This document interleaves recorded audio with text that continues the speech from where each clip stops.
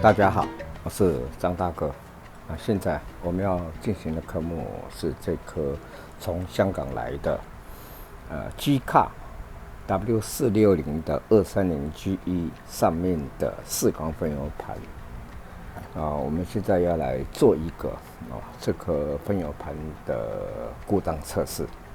因为W460 230GE 一般来讲都在1990年之前。到现在一定是超过30年，因为超过30年的车子其实都应该要报废了奥迪、Volvo BMW 其实在市面上都看不到了。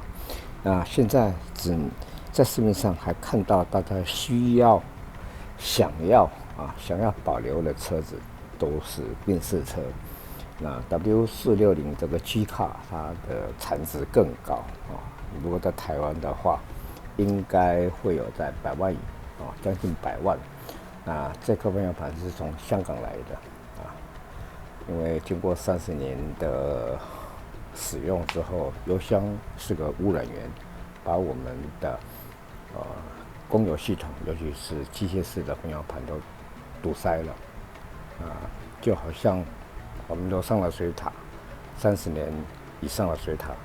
里面已经积了很多脏的东西，那就跟油箱一样，它提供汽油的地方，里面会有铁锈，然后加油站的沙子再来就是汽油挥发掉以后留下来的胶质，把我们的供油系统污染了。那缸体一般来讲都不会坏，如果4缸是 M102 引擎，它缸体下半身都是铸铁的虽然比较重，但是它不容易热变形，不会金属疲劳。那引擎缸体本身用个50万，不缺油不缺水是没有问题。但是我们要使用这个引擎，它的供油系统就被堵塞，我们就必须要整修。那整修过之后呢，它如果再堵塞，应该是20年以后的事了。所以经过分油盘整修堵塞的问题解决以后，它应该在20年以内应该要保持健康。OK， 我们来做一个它的故障测试。这颗分油盘的编号是89239。首先，我们来做个1分钟的全油门的流量测试。来看看这个分油盘现在到底碰到什么样的情形？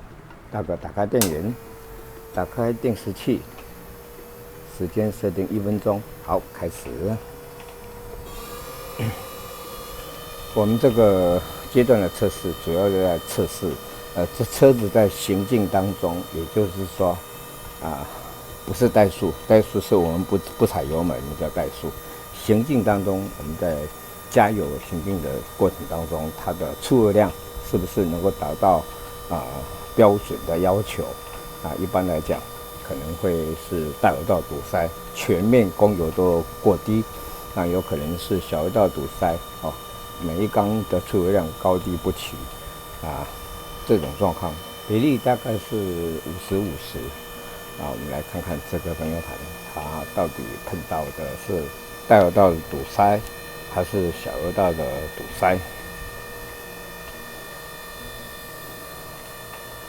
因为这个阶段的测试是要测试我们的行进当中的供油量。时间到，关闭电源，关闭定时器。哇，堵塞严重啊！画面上由右到左分别是1、2、3、4缸，第一缸100，第二缸100，第四缸100，第四缸105。厂方的要求是出油量应该到170，结果它平均都是落在100ml左右，就第四缸105稍微高一点。那这很明显，这是大油道堵塞了。那这部车子，可能怠速还发的，冷车应该还发得起来，怠速应该还会稳定但是引擎一热以后就惨了，车子就不能跑了，也就是说吹不到油了这大油道堵塞。那我们等大哥把这个颗分油盘拆解整修以后，我们再来看它的测试。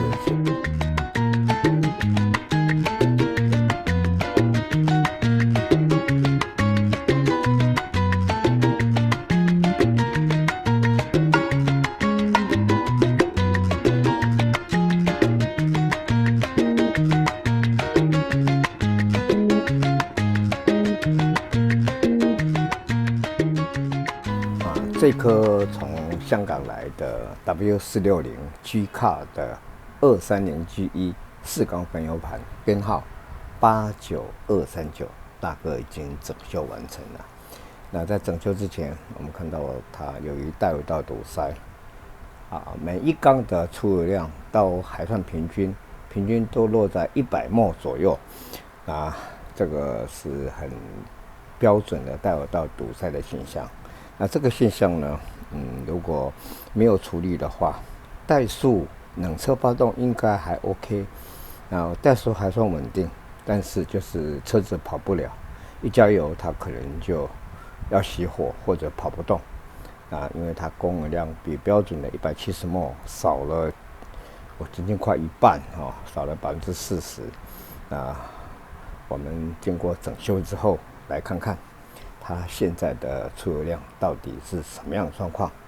好，大哥打开电源，打开定时器，时间设定1分钟。好，开始。因为我们这个阶段的测试主要是要测试它车子在行进当中它的供油量是不是足够。如果太多的话，那会造成燃烧不安全，耗油，然后马力又不足。那如果太少的话，它可能跑不动，可能会踩不到油门或者是加速会比较迟钝。那无论如何，我们都希望它能够达到汽油最经济的使用，就是完全燃烧。空燃比大概是在14.7左右。今天呢，我们现在做的工作就是要了解车子在行进当中，它的出油量是不是能够达到标准的要求，能够省油，完全燃烧又跑得快。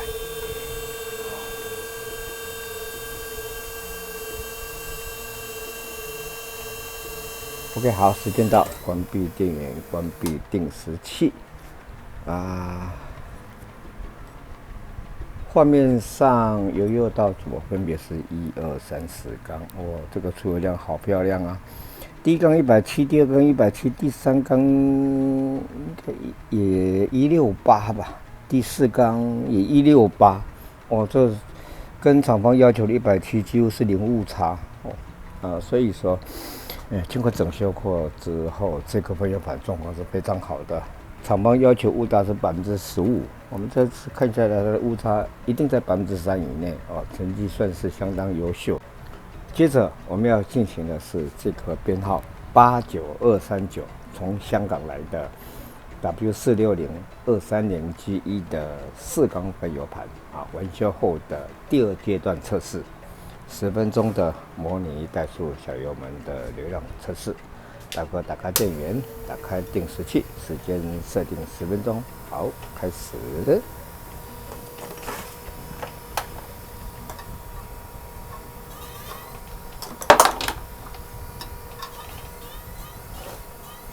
我们这个阶段的测试主要是要了解这个喷油盘它在怠速的时候，它的出力量是不是稳定，是不是平均。